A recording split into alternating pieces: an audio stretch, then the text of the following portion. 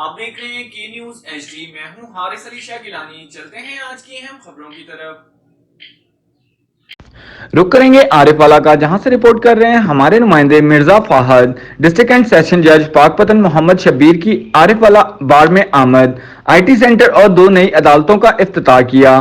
Additional session جج محمد اسحاق حاشر بھی district and session جج کے ہمراہ تھے۔ ڈسٹرکٹ اینڈ سیشن جج پاک پتن محمد شبیر کی آمد پر ایڈیشنل سیشن جج عارف والا، رانا محمد عظیم، ایڈیشنل سیشن جج الیاس ریحان، حاکم علی بھکر، سردار حامد حسین، سینئر سول جج شہزاد احسان بٹ، دیگر ججز سول ججز محمد اویس راشد چودھری، عمر فاروق وڑائچ، میڈم مومنہ لشاری، حافظ شاہد جاوید، صدر بار قاضی محمد عبدالوحید، جنرل سیکرٹری محمد شہباز بھٹی و دیگر وکلاء ان کے استقبال کیا۔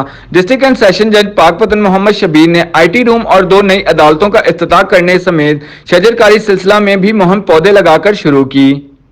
مزید خبروں اور اپڈیٹس کے لیے ہمارے ساتھ رہیے گا، تب تک کے لیے اپنا خیال رکھیے گا۔ اللہ حافظ۔